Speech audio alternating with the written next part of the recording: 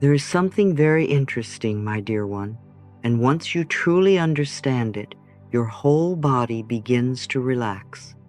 So many people are not only tired because they want something deeply, they are tired because they are trying to carry the whole how on their shoulders. They are trying to want it, plan it, force it, predict it, control it, explain it, and deliver it to themselves all at once. And that is far too much for one tender human heart. You do not need to know how, you need to know what you want.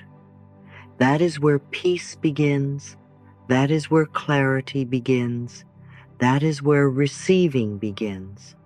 When you obsess over the how, you shrink the miracle, you narrow the path, you make life small enough to fit inside your present fear. So let me ask you very softly, are you tired because of the problem itself, or are you tired because you are trying to carry the how too? Breathe out with me now. Let the shoulders come down. Let the jaw soften. Let the belly loosen. And say this slowly inside yourself. My job is the what. The universe handles the how. I am open and receptive. All is well. This is such a loving distinction, my dear one, and I want it to go very deep. Your work is the what. Your work is to become clear about what you desire in your heart. Peace, health, freedom, steady income, loving relationship, joy, creative expression, a home that feels safe, a body that feels supported, a mind that feels calmer, a life that feels more aligned. That is your part.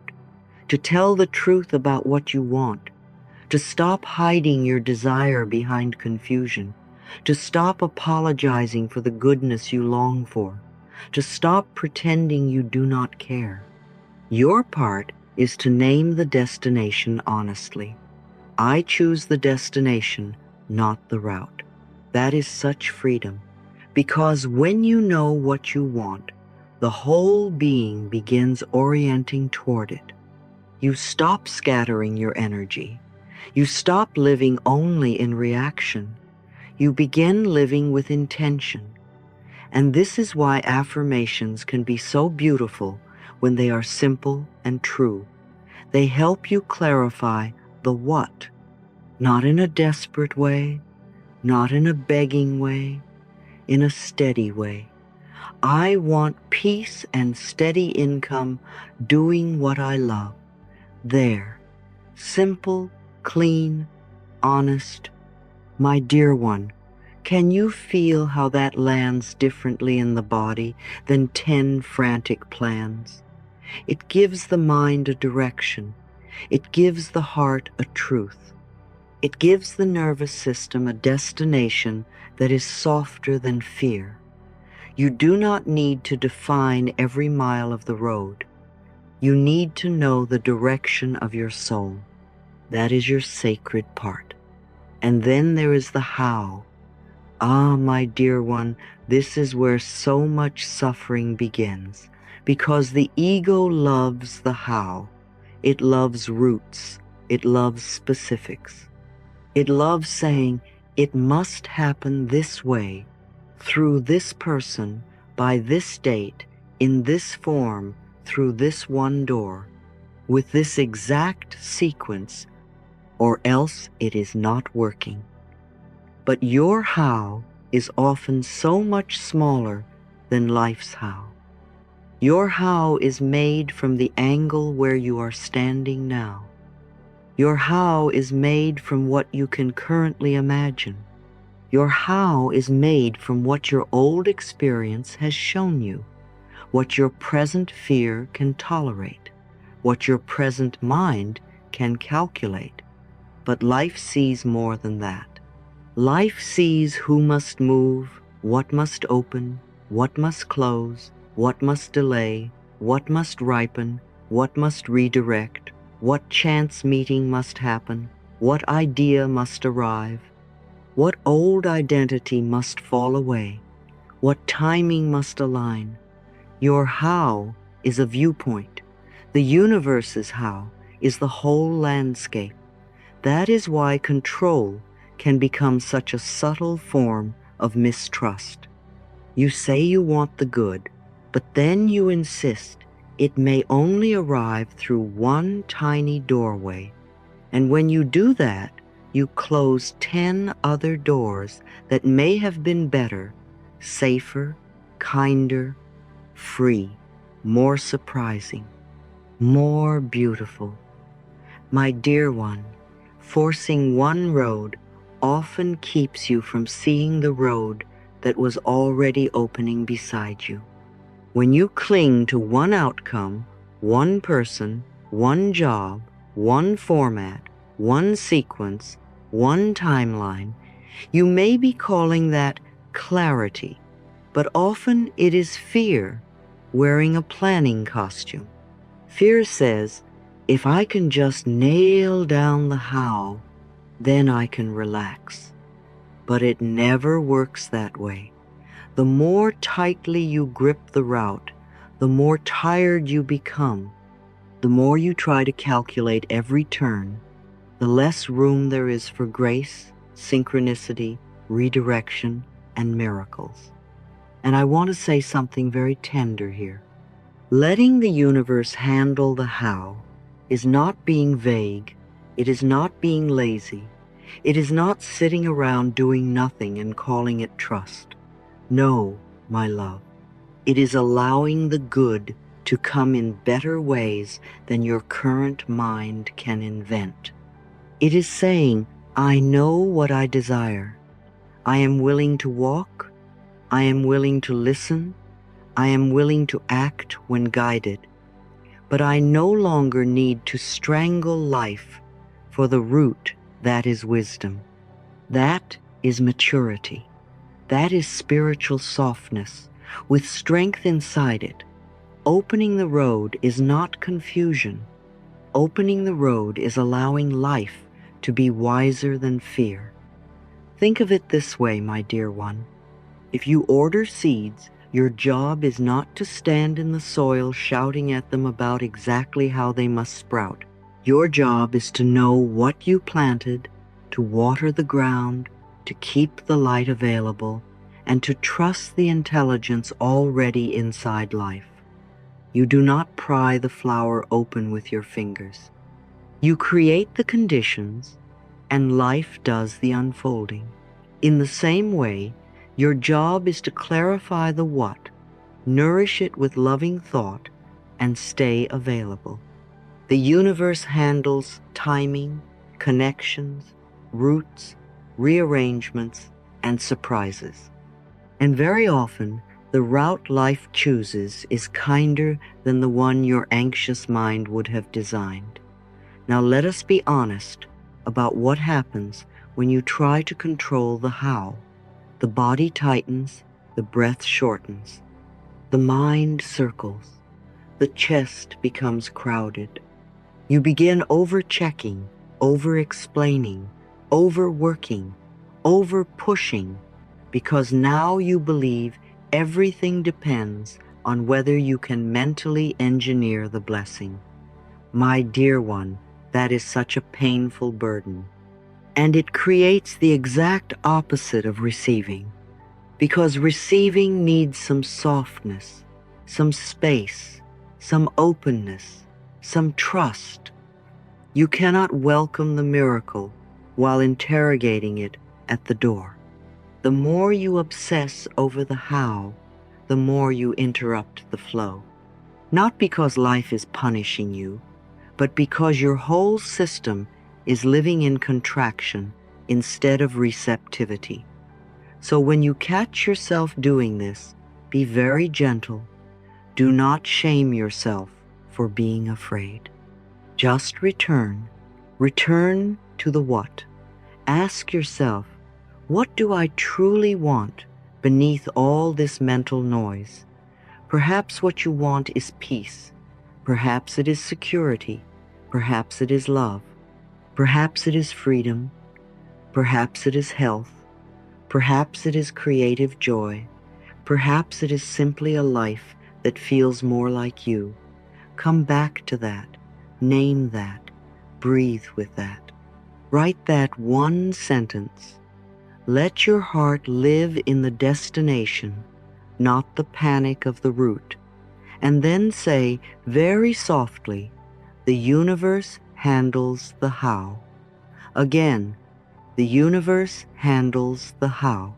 Feel what happens in the shoulders when you say that. Feel what happens in the jaw. Feel the small relief. Feel how the body says, ah, I do not have to carry every invisible piece. My dear one, that is not irresponsibility. That is right-sized responsibility. It is putting the burden where it belongs.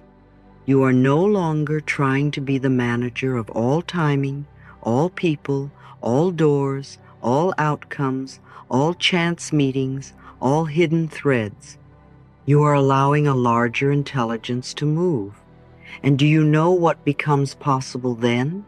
Synchronicity, intuition, cleaner next steps, more surprising solutions, the right person appearing, the wrong door closing before it drains more life from you, a new idea arriving when you stop forcing the old one, a softer route, a truer route, a route more fitted to who you are becoming than to who fear thinks you still are. My dear one, this is why your job is not to squeeze life into one route. Your job is to stay open enough to recognize the route when it begins revealing itself. So let this be your practice now. Write one clear what. Just one. I want peace and steady income, doing what I love. Or, I want a healthy, loving relationship. Or, I want a calm mind and a strong body. Let it be true. Let it be simple. Let it be the real desire beneath the surface fear. Then place your hand on your heart and say, my job is the what. The universe handles the how. I am open and receptive. All is well. My dear one, those words can change the whole emotional climate of your day. Because once you stop carrying the how, life becomes lighter in your hands. Not because everything is instantly solved, but because you are no longer trying to drag the miracle toward you by force. You are letting it come in the form, timing, and pathway that best serve your deeper good. And that is where receiving begins. That is where trust becomes embodied. That is where your heart stops living in strain and starts living in cooperation with something larger, wiser, and kinder than fear. So rest there now, just for a moment. Know what you want, bless what you want, clarify what you want. Then let the root soften. Let the root open. Let the root be bigger than your current imagination. I choose the destination, not the route. My job is the what. The universe handles the how. I am open and receptive.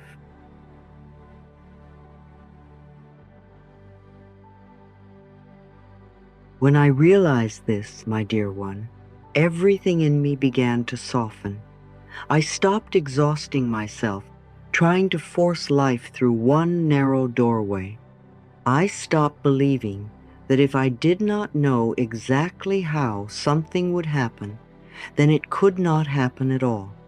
And I began to understand something so healing, so freeing, and so quietly powerful. When I hold the what with love and release the how with trust, I stay open to more goodness than my frightened mind could ever design on its own. That changed the whole feeling of living. It changed my body. It changed my breathing. It changed the way I waited. It changed the way I moved toward what I wanted. Because before that, I was always collapsing possibility into one single path, one single person, one single outcome, one single timeline, one single door. And if that one door did not open quickly enough, the whole nervous system would begin to panic. But life is not that small, my dear one. The universe is not that limited. I release the single path. That is such a loving sentence. I release the single path. It says, I stop forcing one narrow route, and I open myself to the larger field of life. This is what I mean by staying in the wave instead of collapsing into one rigid answer. When you say the universe handles the how, you keep the field open. You allow possibility to remain alive. You allow life to move in ways you cannot yet imagine. You allow timing, people, resources, redirections, coincidences, and unseen arrangements to remain fluid. But when you grab the how too tightly, you make everything very small. You say, it must happen like this, through this person, by this date, in this sequence, or it is not working. And my dear one, that is often where the suffering begins. Not because desire is wrong. Desire is beautiful. Clarity is beautiful. But fear wants to turn clarity into rigidity. It wants to shrink the miracle down until it fits inside your present level of control. And then, if life dares to move differently, the mind calls it failure. But perhaps it is not failure. Perhaps it is expansion. Perhaps life is saying, darling, there is more than one road to your good. Gripping the how closes doors. Releasing the how opens the field. Think of it this way, my dear one. If you insist that your blessing must come through one tiny opening, you may stand with your back to 10 other openings already quietly appearing behind you. The frightened mind calls that certainty, but it is really contraction. It is the body saying, I can only feel safe if the miracle arrives in the one form I recognize. But life is often kinder, wider, and more creative than that. It may bring the support through a person you had not considered. It may bring the opportunity through a door you once dismissed. It may bring the answer by first removing what no longer fits. It may bring abundance through a path your old identity would never have chosen. My dear one, your how is a viewpoint. Life's how is a landscape. That is why releasing the single path is so healing. You stop asking one tiny doorway to carry all your hope. You begin trusting the whole field again. So let me give you this little open field practice. Very simple, very kind to the nervous system. Sit quietly for 1 minute if you can. Let your shoulders soften. Let the jaw release. Let the belly loosen. Then say softly, this or something better. Pause and feel that. Then say, in the perfect time-space sequence, my dear one, those words are not there to make you passive. They are there to keep your field from collapsing too soon. This or something better. In the perfect time-space sequence, can you feel how much room there is in that? Room for grace, room for timing, room for correction, room for protection, room for a better version than the anxious mind first imagined. That is not vagueness. That is trust with intelligence inside it. And now let us speak honestly about why the how creates so much anxiety. Because how is often where control lives. It is where fear lives. It is where the old mind keeps trying to make itself indispensable. The mind says, if I can figure out how, I will finally relax. But it never really relaxes, does it? It only asks for one more certainty, one more sign, one more guarantee, one more plan, one more check, one more reassurance. And before long, the whole system is stuck in constant monitoring. The body becomes a little battlefield of vigilance. The shoulders stay lifted. The breath stays short. The chest stays crowded. My dear one, how often becomes the home of fear, because fear believes that control equals safety. But true safety does not come from controlling every invisible part of life. It comes from trusting that you do not have to. Peace is the sign that you are back in your true role. And your true role is not to run the entire universe. Your true role is to clarify, align, participate, and receive. That is why letting go of the how can feel so unfamiliar at first. One part of you may think, but if I stop gripping, won't everything fall apart? No, my love. What often falls apart is only the illusion that your tension was holding everything together. And that illusion is exhausting. When you release the how, the nervous system begins moving from fight into held, from I must force into I may receive, from I must predict into I may listen, from I carry, all of this alone, into there is a larger intelligence already moving here. And that shift is not only spiritual, it is physical. The body feels it, the heart feels it, the mind feels it. The body softens when it no longer believes it must engineer the miracle. So how do you live this in a real, grounded, practical way? This is where the art of let go and receive becomes so beautiful. It has 3 simple movements.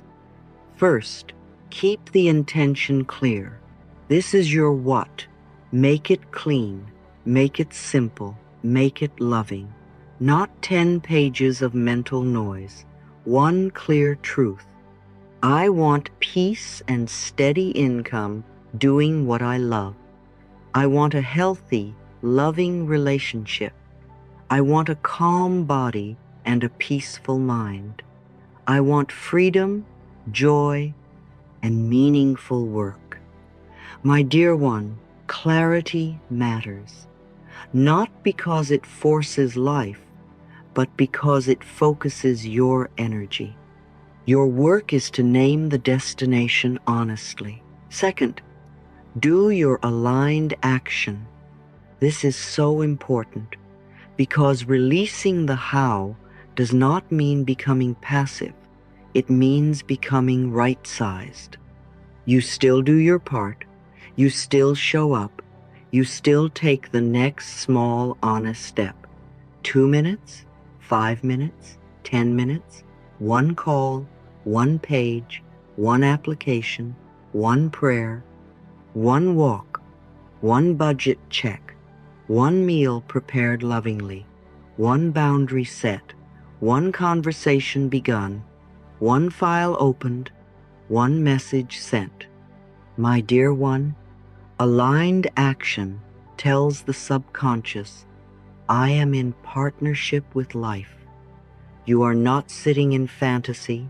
You are not gripping in fear. You are participating. You plant the seed. You water the seed. That is your part.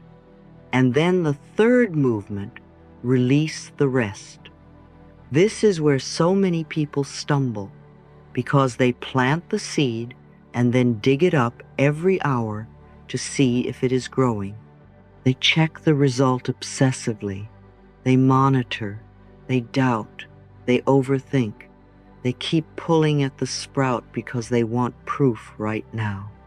My dear one, that is not receiving. That is anxiety pretending to be responsibility. Once you have named the what and taken your aligned step, release the rest. Stop standing over the soil with fear. Stop interrogating the field. Stop requiring daily visible proof that the unseen is working. You sow, you water, you do not dig up the seed every hour to check it. That is one of the kindest truths you can learn, because it frees you from the exhausting cycle of grasp, action, doubt, checking, panic, and collapse. Letting go is not doing nothing. Letting go is stopping the unnecessary strain. Letting go is stopping the obsessive checking. Letting go is refusing to make the miracle prove itself on your timeline in your preferred costume. Letting go is staying available without becoming tense. It is living with open hands instead of clenched fists. My dear one, releasing the how is not passivity. It is the end of gripping. And once the gripping ends, so much energy comes back to you. Energy for peace, energy for presence, energy for your next true step, energy for joy, energy for noticing the support already moving toward you. And perhaps this is the deepest comfort of all. Life often knows how to bring you what you need in ways your frightened mind could not possibly plan. That is why you do not need to see the whole route. You only need to stay soft enough to recognize the next step when it appears. You only need to stay honest about the destination. You only need to keep your field open enough for better versions, kinder versions, wiser versions, and more surprising versions of good to find you, this or something better, in the perfect time-space sequence. Let that become part of the rhythm of your life, my dear one. Let it release the part of you that is tired from carrying too much. So if you feel yourself shrinking around the how again, come back gently, place your hand on your heart, breathe out slowly, and remind yourself, my job is the what. The universe handles the how. I am open and receptive. All is well. Then take your one tiny aligned step and let the field stay open. Because your good does not need your fear to arrive. It needs your clarity, your willingness, your participation, and your trust. And that is enough, more than enough.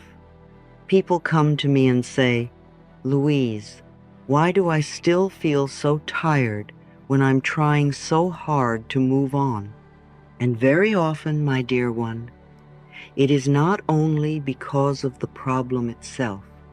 It is because part of their energy is still tied to someone, tied to an old hurt, tied to a story that keeps pulling at their heart from far away.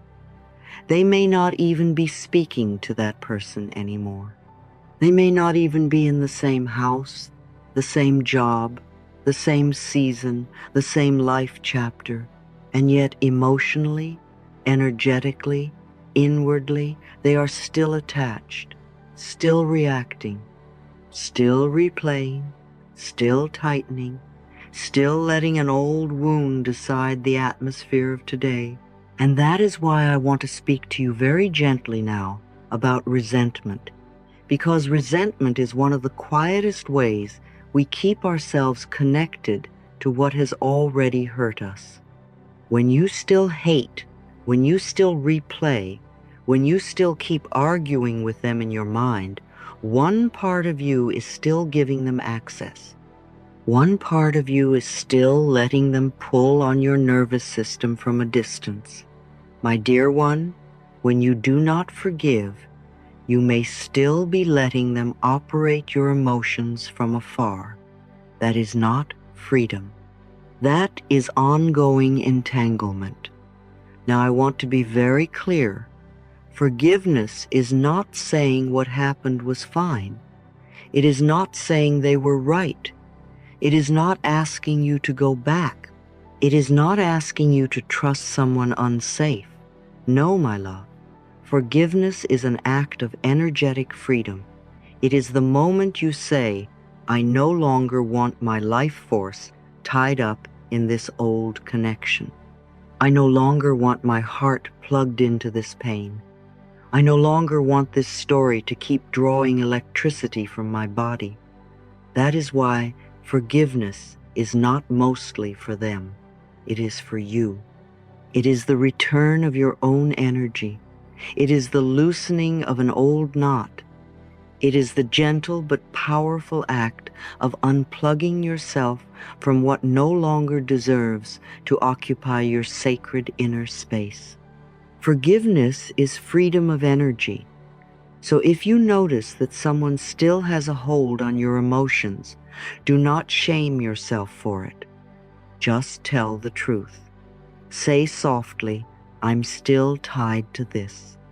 My dear one, truth is always the beginning of release, not dramatic truth. Gentle truth, honest truth. Then place your hand over your heart and say, I choose to be free. Let the body hear that. Let the chest hear that. Let the part of you that has felt bound hear that. I choose to be free. And now imagine, very softly, not violently, not with anger, but with tenderness, that the cord between you and this pain is being cut gently, lovingly, cleanly.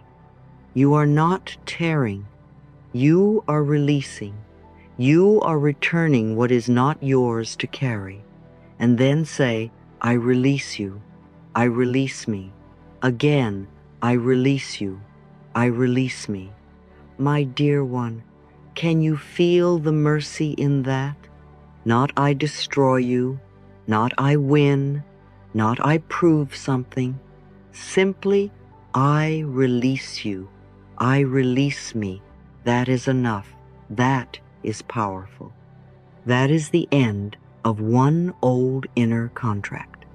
And now let us bring all of this into something practical, because I want you to be able to live this today, not only admire it. Here is the little practice for today. First, write your what in one clean sentence. Just one. Not a whole essay, not the whole story, just one truth. I want peace and steady income doing what I love. I want a healthy, loving relationship. I want a calm mind and a strong body. I want joy, freedom, and ease. Whatever is true for you, write it simply. Then underline the feeling words: peace, joy, freedom, love, ease, security. My dear one, this matters because feelings are the true destination. So often people think they want an outer form, but what they really want is the feeling they believe that form will give them. Underline the feeling. Let your heart see it. Let your body see it. Then say out loud, the universe takes care of the how. Again, the universe takes care of the how. And once more, with your shoulders soft, the universe takes care of the how. My dear one, that sentence places the burden down where it belongs. It says, I do not have to carry all the invisible threads. I do not have to control all timing, all people, all outcomes, all pathways.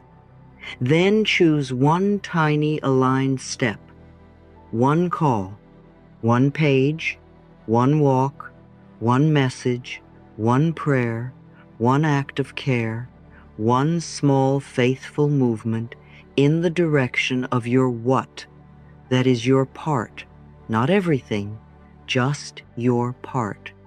And then breathe out long and finish with this: I am open and receptive. Let the exhale carry the strain out of the body. Let the chest hear permission. Let the mind stop standing guard at every possible door. My dear one, right practice feels lighter almost immediately, not because the whole world changes in 1 minute, but because you stop holding the world in the old way. You stop making your nervous system carry things that belong to life itself. You stop making your heart drag old cords behind it. You stop treating the future like a burden that must be mentally engineered. That is why this practice works. It returns you to your true role. Your role is to know the what, bless the desire, take the next kind step, forgive what drains you, and let the larger intelligence of life handle the unfolding. So let us close with these words now, slowly, lovingly, like a blessing over your whole field of energy. My job is the what. The universe handles the how. The universe handles the how. The universe handles the how. I release control and I receive. I forgive and I am free. All is well, and so it is. If today you are choosing to set down the how, cut the old energetic cords, and return to trust, then let that be your declaration. Universe handles the how.